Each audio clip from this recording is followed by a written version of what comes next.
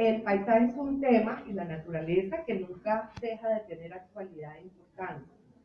El paisaje como género es un estudio de la naturaleza y a través de la historia no ha sido algo estático solamente de contemplación, o sea, no solamente mirar un paisaje lindo y reproducirlo, sino que a través de la historia de arte el género del paisaje ha reflejado y refleja las cambiantes actitudes ante la naturaleza, a veces amenazante, sublime, a veces reflejo de la vida interior o de concepciones religiosas, científico, eh, eh, expresivo de problemáticas sociales o ecológicas. Ahora, especialmente pienso yo, tiene mucha relevancia en nuestro país. Por un lado, por todos los movimientos ecológicos, y por otro, cuando hay una corriente de un nuevo descubrimiento de nuestro territorio e identidad. En una pequeña anécdota, en 1990 yo colaboré con la organización del Salón Nacional, que fue inmenso, fue de los salones nacionales más grandes que ha habido, con cientos de artistas, y el jurado que invitamos, David Ross, que después fue director del Museo del Whitney de Nueva York y del Museo de Arte Moderno de San Francisco, queda asombrado de por qué en un país de tan variado paisaje y regiones naturales y de tanta biodiversidad no había artistas que abordaran el tema del paisaje y de la naturaleza. No estaba de moda, probablemente. No siempre el valor y la moda coinciden en el arte. Y estoy segura que el camino de persistencia de Juan en cultivar el paisaje constantemente, con la riqueza que lo van a ver y los distintos enfoques, y paralelo a una investigación formal y plástica, yo estoy segura que no ha sido fácil. Bueno, empezamos por lo primero. Después de que dije esto, que el arte del paisaje refleja actitudes y posiciones ante la naturaleza, ¿puedes decirnos cuál es tu actitud o el interés al desarrollar una obra siempre relacionada con el paisaje, con la naturaleza? Bueno, ¿se oye? ¿Aló? Gracias, Natalia, gracias a todos por venir. Yo nací en el campo, en un pueblo cercano a Medellín que se llama Envigado, y vivimos hasta casi los 14 años en una finca que era de mi abuela, Soledad Ochoa de Posada, que era una señora de una creatividad y de un talento. Ella sí tal vez una de las influencias más grandes de mi vida. Ella cultivaba orquídeas, ella tenía varias fincas y tenía como un jardín botánico. Ella de todos sus viajes traía semillas y sembraba árboles. Yo nací y crecí en esta finca con mis hermanos, trepándome a los árboles, cultivando orquídeas. Entonces desarrollé una cercanía con la naturaleza y un gusto por ella. Y mi abuela cultivaba orquídeas, ella fue tal vez la primera persona en Colombia que exportó orquídeas. Y para mí las orquídeas son mágicas, son fascinantes, por sus diseños, sus colores, sus olores, sus trampas para los polinizadores, etc. Y esta fascinación mía por la naturaleza viene desde muy pequeño. Los amaneceres, cuando la bruma cubría todas las montañas y luego se iba levantando a medida que se calentaba el sol, ejercían sobre mí un poder mágico. Y cuando yo comienzo a pintar, pues es el tema que me inspira. ¿Y cuál es tu interés al desarrollar esta obra? ¿Cuál es tu actitud ante la naturaleza? Bueno, para mí, mi obra, el fondo de mi obra, el trabajo es sobre la belleza de la naturaleza y la importancia de su preservación. La belleza de las cosas sencillas. Creo que la sencillez es el secreto de la belleza. Y en mi obra es una obra que yo considero que es una obra muy sencilla, y me preocupa mucho el que estemos destruyendo la naturaleza. Pues quiero preservarla, si sea en mi país. Que es preservada la realidad también. Ojalá. Pero estoy segura que lo que hacen los artistas ayuda mucho en pasar ese mensaje, ¿no?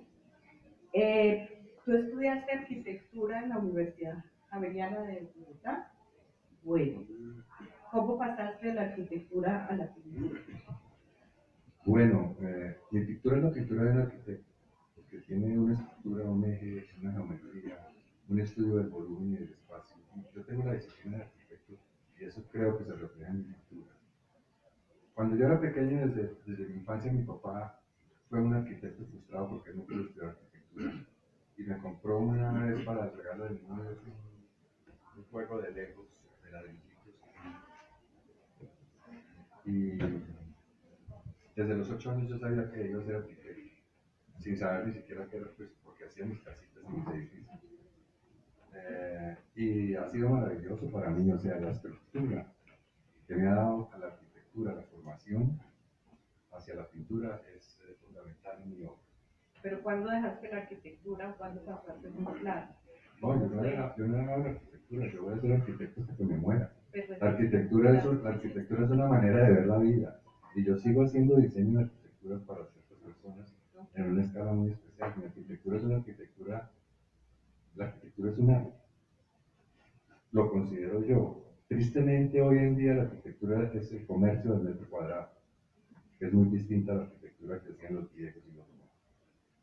bueno, yo veo también que continúas con la tradición o diálogo o haces un diálogo con la pintura de la Escuela de la Sabana, con Zamora y con otros artistas como Gonzalo Ariza. ¿Te interesaban estos artistas? Claro, por supuesto, desde mi infancia, yo lo que te digo, nuestro padre era una persona amante del arte y siempre nos llevaba a los museos, a las galerías, a las exposiciones desde muy niños. Y a mí siempre lo que más me gustaba era la obra del paisaje. Los artistas de la Escuela de la Sabana son fundamentales en mi obra. Yo nunca he asistido a una escuela de pintura, yo nunca he tomado una clase de arte.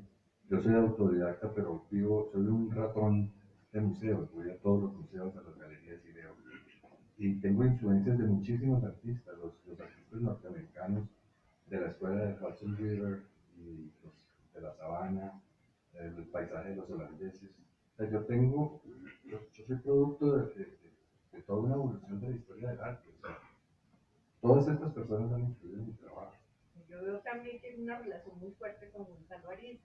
Éramos amigos personales, Gonzalo Ariza y yo. Mi tía de Medellín que cultivaba orquídeas y él eran muy amigos y yo era el mensajero entre ella y Gonzalo Ariza cuando tenía 15 años. Y yo le llevaba a él las orquídeas que le mandaba a mi tía. Voy a hacer la obra de la Claro, y entonces me hice amigo de Gonzalo y él le mandaba a mi tía las orquídeas que él había recolectado en el bosque andino de Cundinamarca. Y a raíz de ese mensaje, de esa mensajería de orquídeas nos hicimos muy amigos y yo, pues, Gonzalo Ariza para mí es una de mis grandes influencias. La dos de la temprana. Bueno, otra cosa que se ve desde el comienzo de tu obra es la presencia del motivo de las palmas. Y lo has dejado por tiempo y has vuelto nuevamente. ¿Quieres decirnos algo de la palma de cera con todas las palmas? No, bueno, Con la palma de cera. Sí, nuevamente, la naturaleza es el motivo de mi trabajo. Yo vine a descubrir las palmas de cera por ahí de los 8 años de estar pintando paisaje, porque yo, pues, mis primeros años después de la universidad estaba 100% dedicado a la arquitectura y lateralmente fui desarrollando la pintura paralelamente y fue una cosa que se fue superando la una a la otra y también al mismo tiempo hacía mis vitrales, trabajé mucho tiempo con vidrio.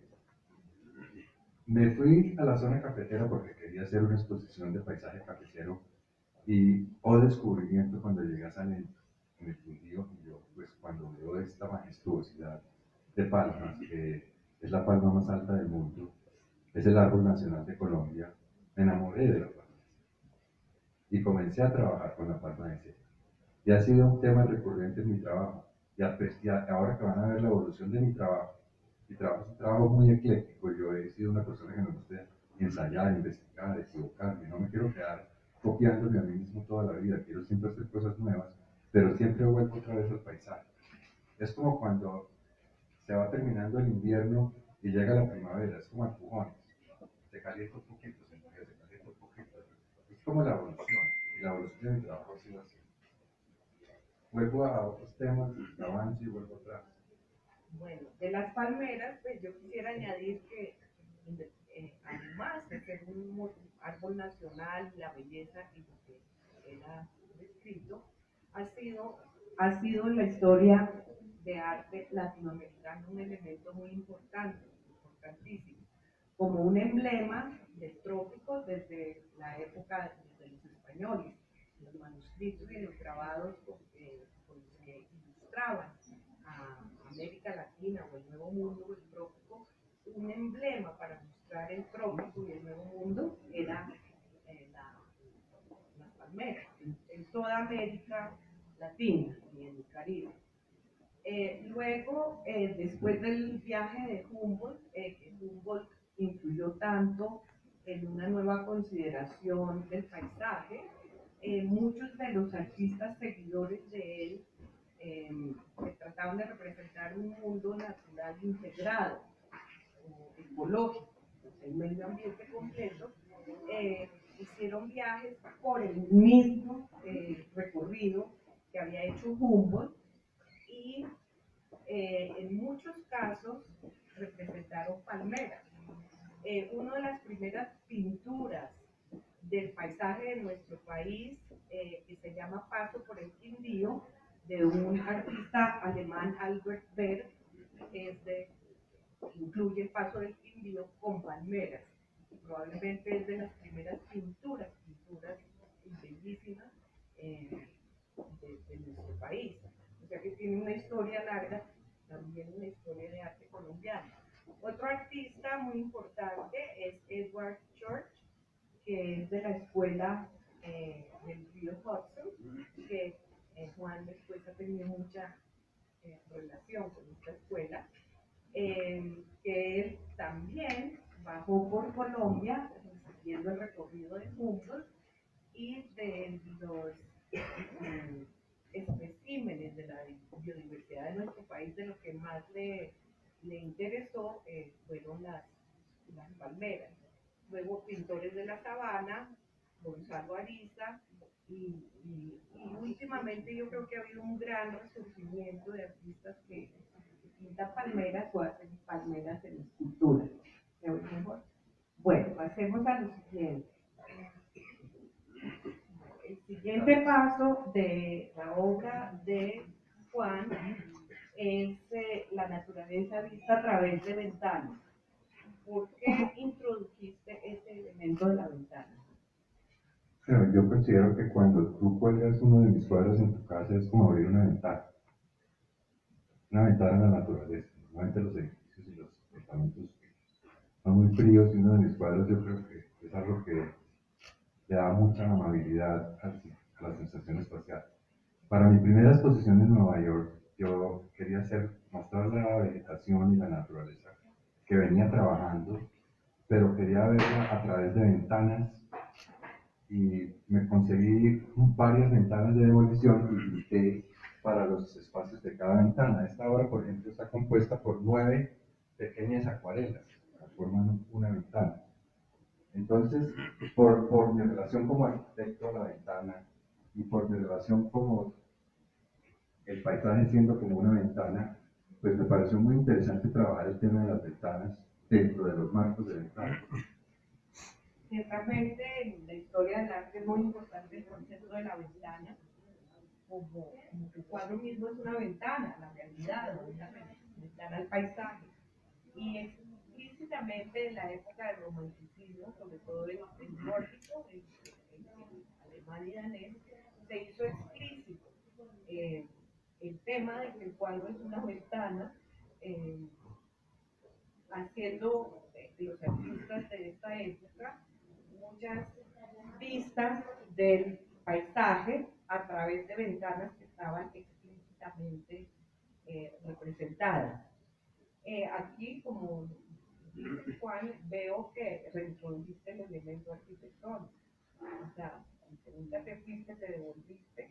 Y ese, yo le veo otro punto interesante, que es un elemento cultural. Porque usas ventanas de demoliciones.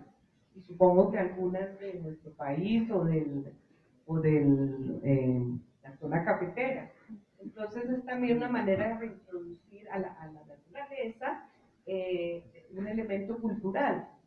O sea, si uno mira con detenimiento las obras, van teniendo capas y capas de significado. También, como en este caso, no sé si ya pasamos al siguiente de las ventanas, ¿sí? Ya está en el segundo. Que es la más cerca del micrófono. Bueno, también la presencia de la arquitectura en este tipo de pinturas, que ya no son solo una ventana, sino una construcción o ensamblaje con varios paneles. Me remite estas pinturas a la fórmula de los vitrales de Trifani, que son construcciones en formato de ventana, con varios paneles donde se filtra la luz, se ve el paisaje, y tiene una vista panorámica o a la lejos, y tiene otras zonas donde hay elementos cercanos, close-up, o sea, cercanos a la superficie del plano de la obra, o pegados a la ventana. Me parece, aunque no estoy viendo, eso que tiene un poquito de despistada, que uno de los paneles lo lleva a eso del close-up, ¿no? ¿Sí? No tienes que mostrármelo aquí. ¿Nos quieres explicar un poquito qué pasó con ese close-up o con esa? Sí, en el caso de esta obra, sigo con el tema de las ventanas. Fue la siguiente serie que hice. Después de las ventanas, siguen siendo ventanas, el concepto de ventanas al ver el plano roto a través de los marcos de los vidrios, pero ya sin el marco de la ventana. Esta pintura son 9 paneles independientes, que yo quería que funcionaran como un todo, pero al mismo tiempo que cada uno funcionara independientemente.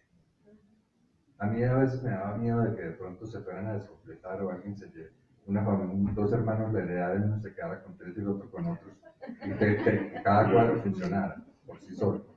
En este proceso descubrí en el panel inferior derecho, los primeros planos, encontré la importancia de los acercamientos, y eso me abrió el proceso de comenzar a acercarme más a los objetos.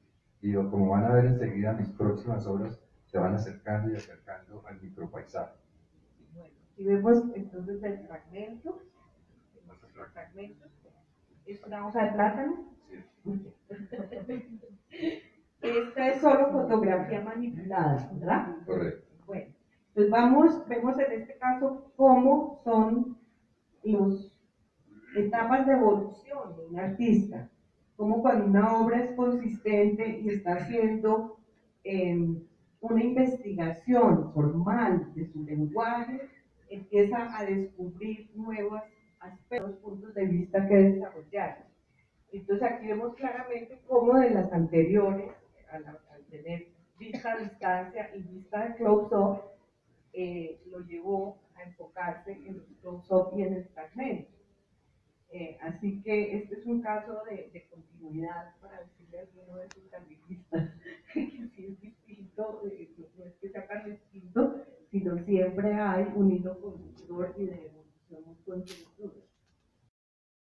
Es fotografía de la naturaleza, pero es manipulada para hacer un diseño o una construcción de líneas y volúmenes. Entonces también vemos continuación que utiliza una excusa el objeto que está representando, pero el objeto pasa totalmente a segundo plano. Crea como un nuevo orden.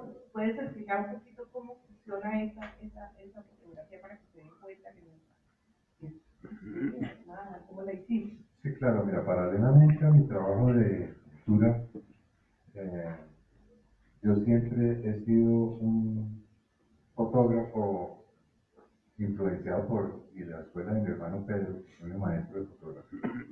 Siempre he practicado la fotografía, siempre he tenido cámaras conmigo. La fotografía la he utilizado siempre como un paso hacia mi pintura, en todas las etapas. Las 2 etapas anteriores que vimos son basadas en mis fotografías. Yo no copio la fotografía, pero utilizo elementos de la fotografía y hago un diseño. En este caso fue la primera vez que utilicé la fotografía pura para una obra de arte. Esta obra no contiene nada de pintura, es fotografía, pero yo en el computador manipulo, transformo la fotografía, le cambio las proporciones, le hago énfasis en ciertos tonos, en ciertos colores, le cambio, le exagero cosas, es un poco diseño digital, pero es fotografía y pues la fotografía para mí ha sido significativa en el proceso de mi obra.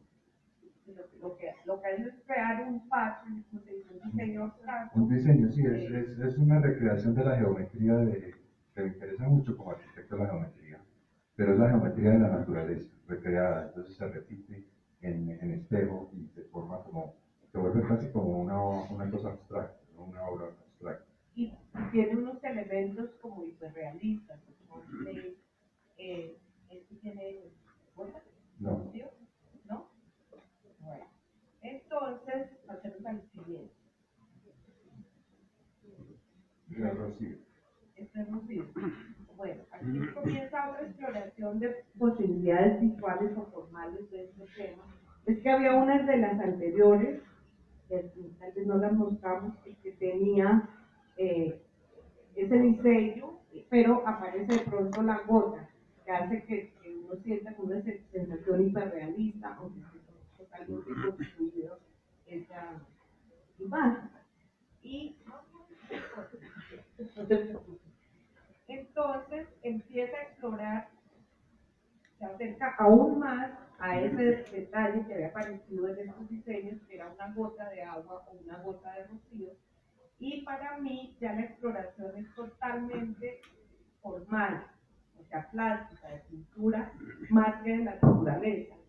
La gota de agua es un elemento que le permite explorar elementos básicos de la pintura, que son la luz, los reflejos y los claroscuros. El tema se va volviendo autorreferente. Las obras de arte, si son representativas, representan algo que podemos reconocer. Pero las obras de arte tienen otra representación, son autorreferentes, se representan a sí mismos, son sobre la pintura misma. Entonces yo creo que aquí él dio un gran salto en que se enfoca en esos elementos plásticos, ¿verdad? Llega a ser algo muy abstracto. Entonces quiero que me expliques, que ya lo dijiste un poquito, cuál es tu proceso y las distintas técnicas con las que trabajas. Sí, mira, esta fue una etapa muy importante de mi vida por muchas razones, y eso marca un hito en mi obra, por eso yo escogí tal vez esta imagen para la carátula del libro. Sigo con el acercamiento y descubrí las gotas de agua. La pintura es luz, como la fotografía, es capturar un momento de luz. Sin luz no veríamos nada, sería todo negro. Entonces pintar es luz, los grandes maestros de la pintura siempre han sido llamados los maestros de la luz. Entonces, en esta obra, una gota de agua para mí es uno de los elementos que mejor trabaja la luz, la manera como la refleja y la manera como la proyecta. Yo quiero que miren este detalle que hay aquí, es como un rayo de luz, golpea una gota y se proyecta. Este fue un descubrimiento para mí, porque en el proceso evolutivo de la pintura, uno muchas veces descubre cosas en la medida que trabaja. La inspiración lo tiene que coger a uno trabajando. Esto marca una etapa muy importante de mi vida porque hay un cambio emocional en mi vida personal. En este momento de mi vida yo estaba en un momento de crisis muy fuerte y estaba pasando por una tristeza profunda. Y la paleta de mi obra en este caso es bastante oscura y refleja eso, porque la pintura refleja el estado emocional del artista. Entonces eso también marca etapas más alegres y etapas más profundas. Esta etapa está marcada por una influencia de los artistas italianos del claroscuro. El claroscuro es el valorar la luz, los claros por escasez. O sea, la obra es más oscura, hay más oscuros y los claros son más pocos y por eso se valoran más. Entonces, para mí la pintura es emoción. A pesar de que está hecha de aceite, pigmentos y óleo, el ingrediente más importante que tiene que tener una obra es emoción. Y esta es para mí es una etapa muy emocional. ¿Esta qué es? ¿Pintura? Pintura. La estoy viendo.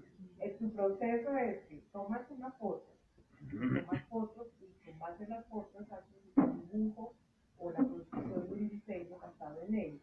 Luego aclaras los elementos y como lo quieren hacer usualmente en acuarela. ¿Sí? Sí, es un proceso, es un proceso. Yo tengo fotografías con elementos de las fotografías, hago un pequeño diseño en el papel, luego hago una acuarelita en un tamaño más grande y luego paso a la tela grande. Un proceso como un proyecto. ¿Siempre es al óleo o también así? No, óleo. Okay. Pasamos a la emoción número 2. Sí. ¿Esta es más oscura? Sí. Okay. Entonces, el estado de ánimo es más introspectivo. La descripción de Juan. Bueno, ahí ven ustedes cómo va integrando la arquitectura, la naturaleza, la cultura misma, la historia de arte, de los claroscuros. Pasemos a la siguiente, que es fotofragmentos.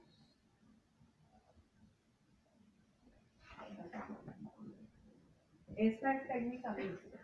Sí, este cuadro tiene un componente de un fragmento de una fotografía, que es el módulo interior izquierdo de este cuadrado, es un fragmento de una fotografía impresa en lienzo, es un tríptico, son 3 bastidores, y es el elemento interior izquierdo es fotografía, y lo integro a los otros a través de la pintura y dejo algunas partes como manchas para que se vea que es pintura y no fotografía.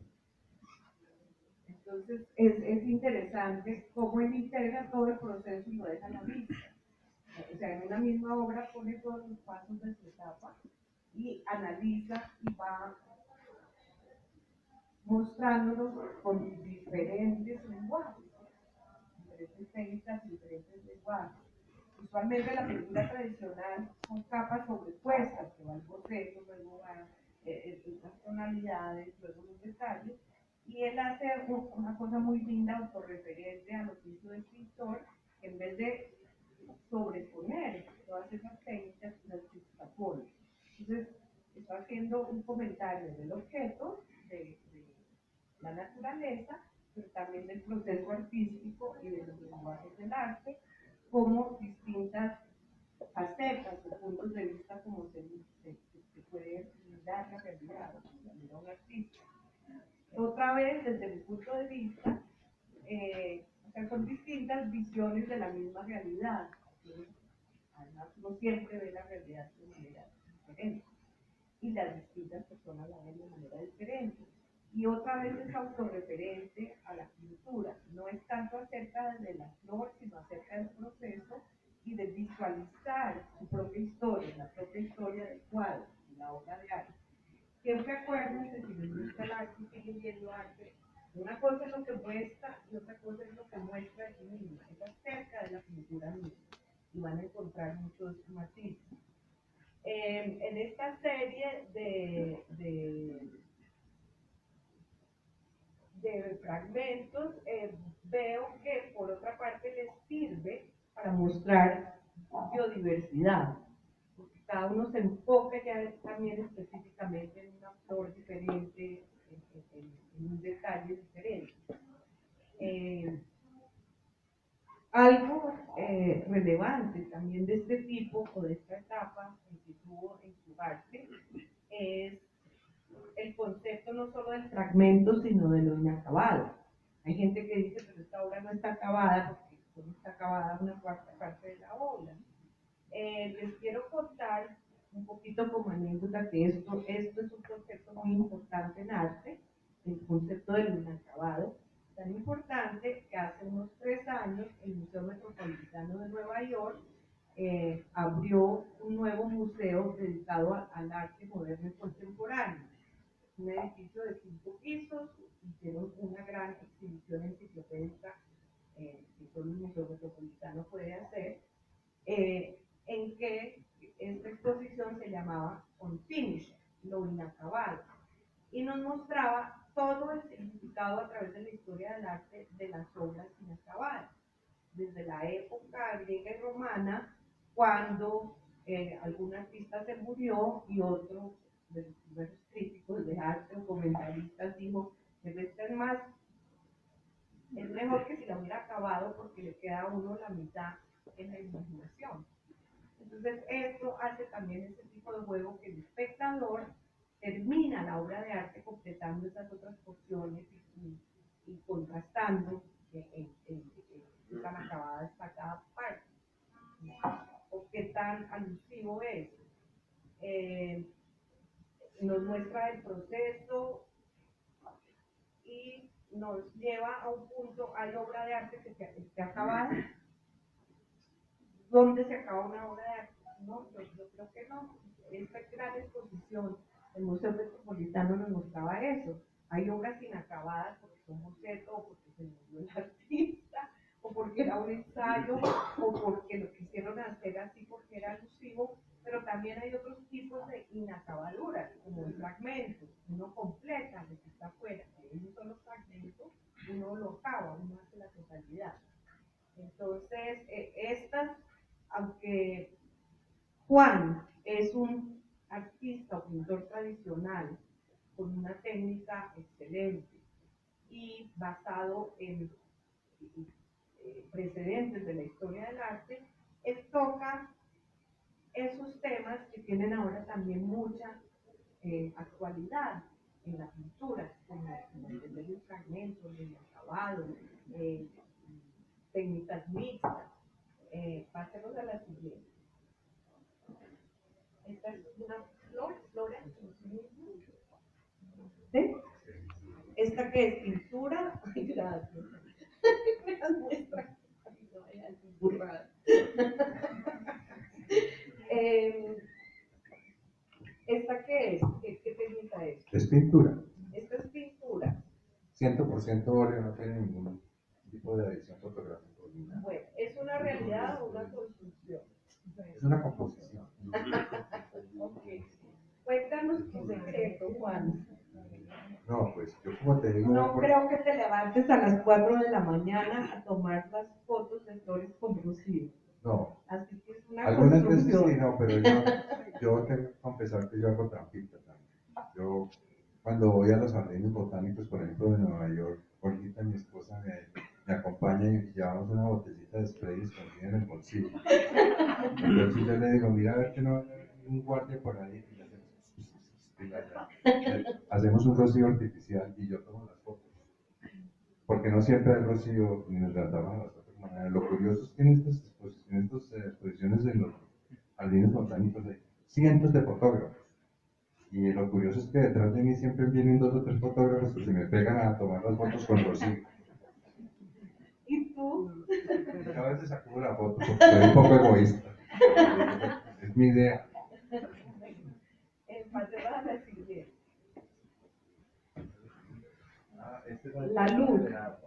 Este está puesto en un paisaje, el paisaje Ahí. también es de la luz. Sí, esta es luz.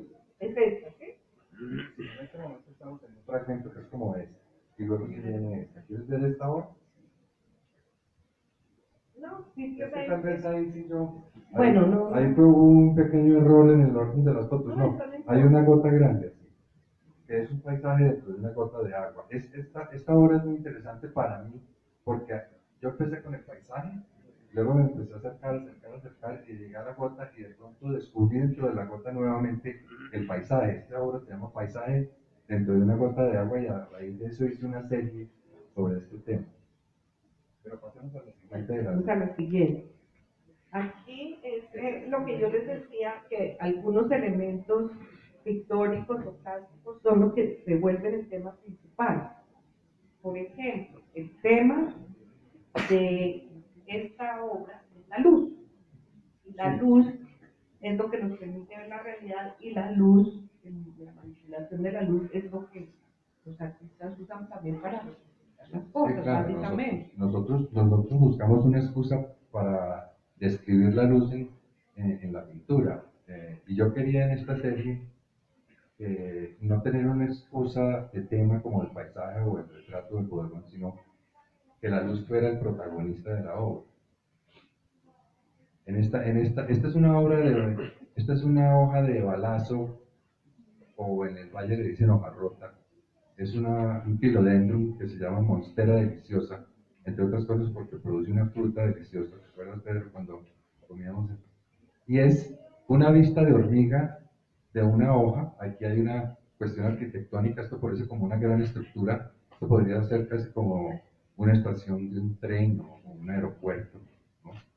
Y es la luz entrando a través de los orificios, que hace referencia a todo mi pasado pictórico y mi tema de como arquitecto, ¿no? La ventana nuevamente, y la luz. Entonces el protagonista está la hoja, pero la hoja está casi muy imprecisa, y es la luz que es el tema central de la obra.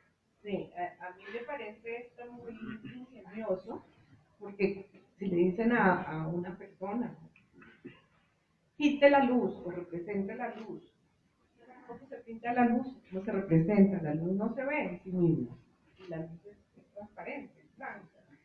Entonces es muy ingenioso que la luz es la parte blanca de los huecos, entonces se vuelve como un negativo, o sea, el elemento negativo se vuelve positivo en esta pintura. Y luego hace una como difuminación de lo que pasa con ese elemento como inexistente enfrente o pasando por la realidad de la obra, cómo se proyecta en el espacio y se hace visible a través de otras cosas. Entonces, pues nos recuerda que la pintura es una construcción hecha con luz, que la realidad también, y es una obra muy abstracta, o sea, pero no contradice la coherencia de la carrera de él. Desde que empezamos hasta ahora, vemos cómo va pasando paso por paso con una investigación súper concienzuda en que cada punto de vista o aspecto en el que pone atención lo lleva a más y más y más. Eso realmente admiro de la obra de Juan. Eh, Ahora vamos a pasar a algo. Así que vinimos como de lo figurativo a lo muy abstracto, ¿verdad? A través del mismo tema. Ahora pasamos a grabado. ¿Listo? ¿Cuándo comenzaste a hacer grabado?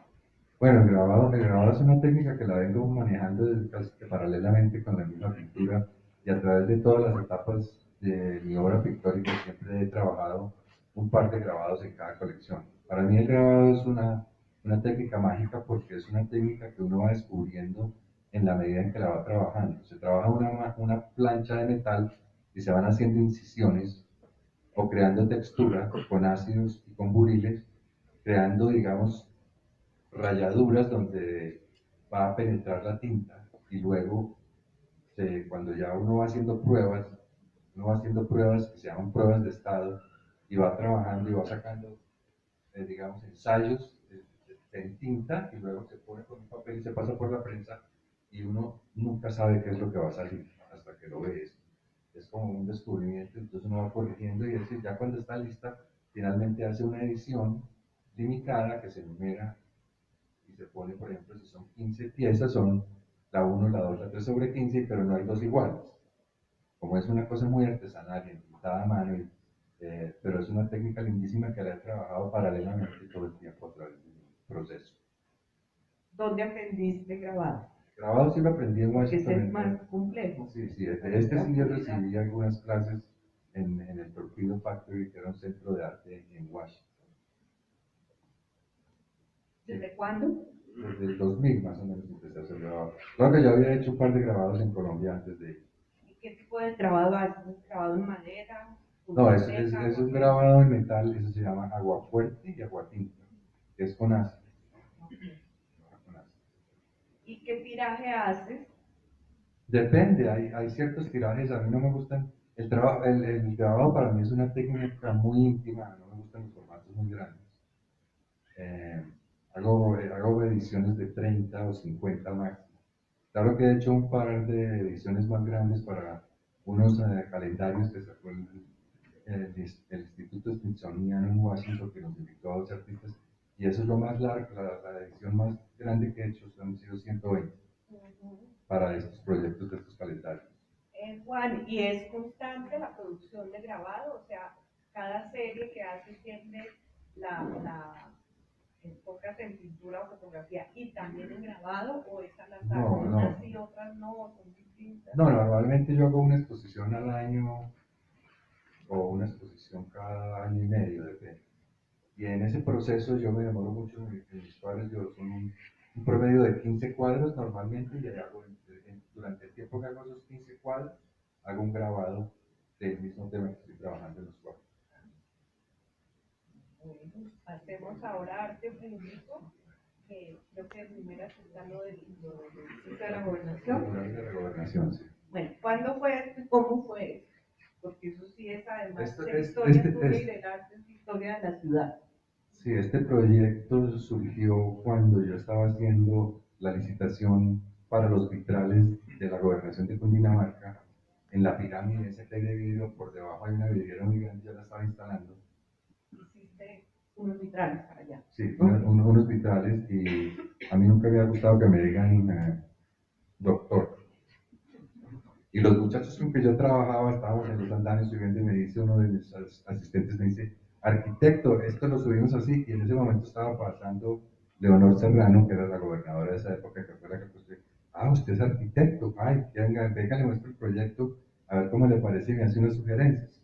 Entonces fuimos a caminar el proyecto y yo vi que el proyecto me pareció muy interesante. Me dijo, ¿cómo lo podría mejorar? Entonces me dijo, yo le dije, ¿por qué no hace unos murales sobre esas culatas que es la entrada de Bogotá?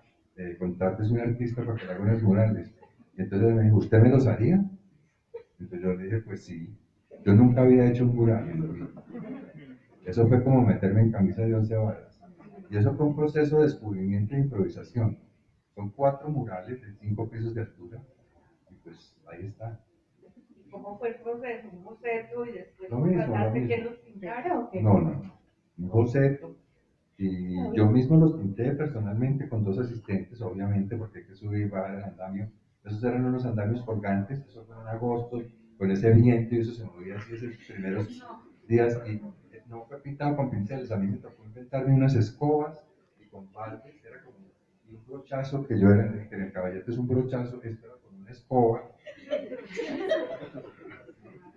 Eso fue un trabajo físico y asustadorcísimo. Eso yo, con 2 asistentes. Y tuve 2 asistentes que me ayudaron. ¿Y cómo, Pero yo mismo personalmente lo pinté. cómo proyectaste el tamaño? No, uno ahí en ese, mejor dicho, uno no veía la perspectiva de la nada, pero yo hice una cuadrícula en la acuarela que hice. Yo hice las acuarelas y hice una cuadrícula de metro por metro, que es una distancia manejable. Y entonces yo iba mirando mi esquema y decía que íbamos con cuadrícula. Centímetro a centímetro por metro por metro. ¿Y te encajó todo? Sí, pues ahí quedaron más o menos. Buenísimo. Me parece que es lindo cómo alegra en Bogotá y cómo da como una statement, como una declaración de la biodiversidad y de lo que pone nuestro país cuando la gente llega al aeropuerto. Sí, está bonito. Ahí mismo está lo del H2 ecológico y de los vitrales, pues es un buen tenor. Pero de ese no tenemos imagen. H2 no tiene. No, hicimos un mural el año pasado en Nueva York que son unas gotas de agua y yo no, ese no tenemos No, pues no imagen. importa. Es para mostrar que él ha hecho algunos otros proyectos públicos. Murales de arte público, me interesa mucho el arte público porque es llegarle al policía, al taxista, que es gente que no va a los museos y a las galerías, es humanizar la ciudad, que sea más amable el espacio. Sí. Es una excusa, yo me he dado cuenta que cuando hay arte en las calles, una persona se para a mirar y otra persona al lado que uno no conoce y se comentan entre sí y genera un diálogo. Ajá. ¿Sí? Bueno, de esta de Nueva York me llama la atención que es una gota de agua y escribe H2O. Me parece muy ecológico. Sí, O sea, todo el que H2O, se para ya es el agua, el problema del agua, y una gota de agua es como magnificar la importancia del agua el mural se con llama, dos elementos. el mural se llama H2O, o sea, agua igual vida. Ajá. El agua es vida. Buenísimo. ¿Vitrales están acá o las siguientes? Ya. ¿Ya? Esta fue mi etapa de vitrales, vamos a terminar rápidamente. Sí, es que ya no pasa. Es la última. ¿Cómo lo del Hudson River tiene que estar? Pues bien rápido. No, pues yo trabajé 20 años vitrales, paralelamente con la arquitectura. Es una cuestión curiosa porque fueron mis compañeros arquitectos. Cuando yo comencé a hacer vitrales fue cuando nació mi hijo Juan Sebastián, que le dio una gastroenteritis tenaz y estaba en la clínica del Conte y necesitaba una transfusión de sangre. Y uno, ustedes como padres saben lo que es tener el hijo en un estado de esos, desangrado, muriendo, se necesitaba un donante. Y aparece una mujer maravillosa y pone el brazo y da la sangre, y yo quedé absolutamente agradecido. Resulta que era una vitralista. Y yo le dije, qué fascinación por los vitrales. Mi papá era fascinado por los vitrales. Siempre íbamos a las iglesias y le dije, enséñame. Esa fue mi profesora de vitrales, me dio 4 o 5 sesiones. Pero eso fue a raíz de una enfermedad de mi hijo. Y después yo empecé a hacer vitrales en un cuartico chiquito. Yo tenía toda una casa donde tenía mi oficina de arquitectura, tenía 5 arquitectos, 5 dibujantes y ocupábamos toda la casa haciendo arquitectura. Hicimos el Conservatorio de Música de Tolima, hicimos varios hoteles, el Acuario Público de Guadalupe. Y en el cuarto de la muchacha, detrás de la casa, tenía un tallercito de vitrales.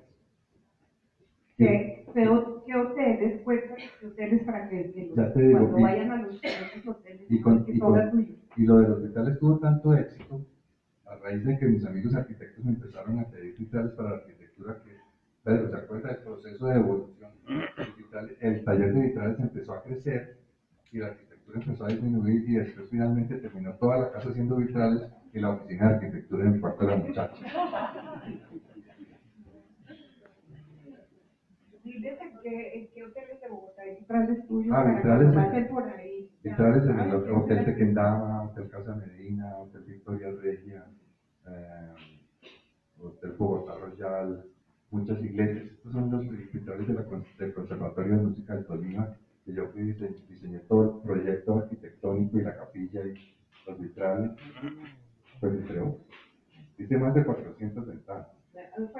A mí me parecía que las primeras pinturas, las de varios paneles, era un previtral, pero pues ya había hecho vitrales, porque el concepto es el mismo, es de un ensamblaje de donde se ve, pasa la luz, ¿no? Yo siempre he sido muy inquieto por aprender nuevas técnicas, porque yo creo que cada técnica que uno maneja es como aprender otro lenguaje, como aprender a hablar italiano, francés, alemán. Cada lenguaje te enriquece, lo mismo en el arte. Yo he hecho fotografía, grabado, vitrales, pintura, litografía, serigrafía.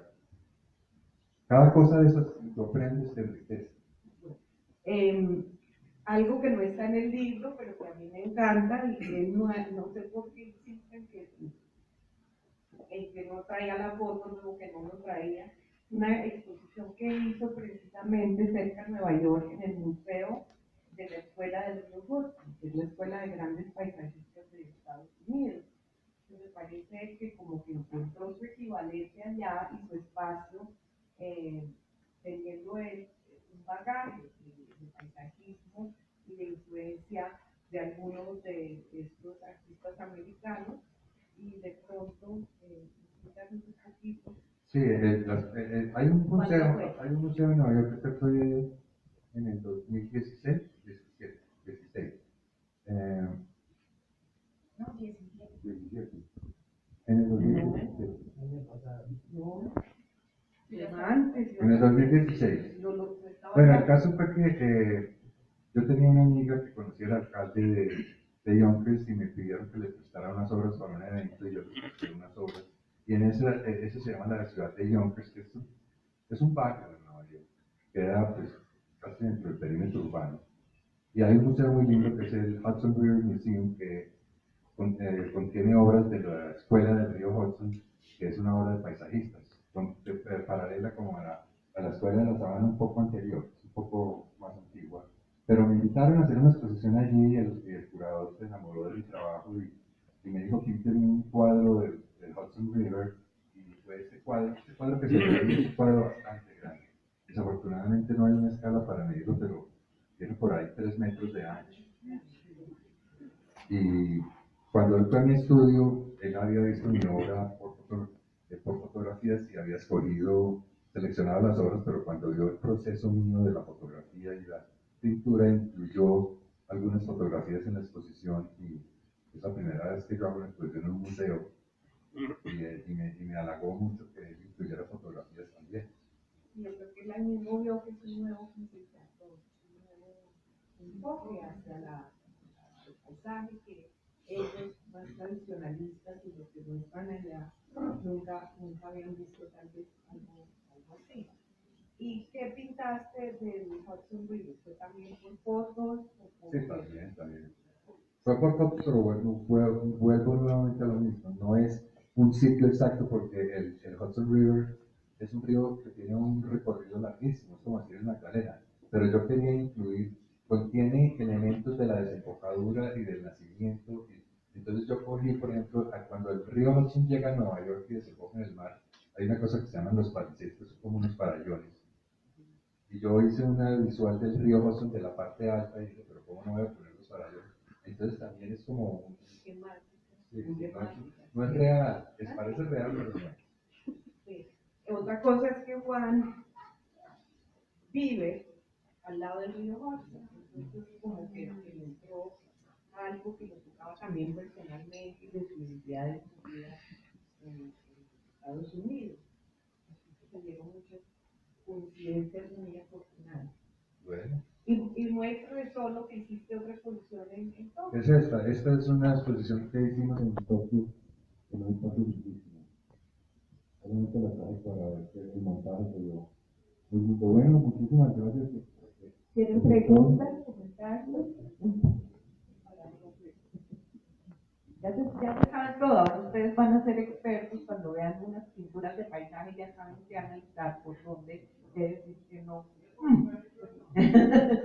Si ven el mural de la gobernación, si ven los vitrales, eso es lo que hacemos los críticos de arte, no es crítica, no somos los críticos de arte, sino ayudar a formar un criterio propio y de gusto propio para que la gente disfrute el arte y expanda su visión del mundo y de los seres humanos. Muchas gracias.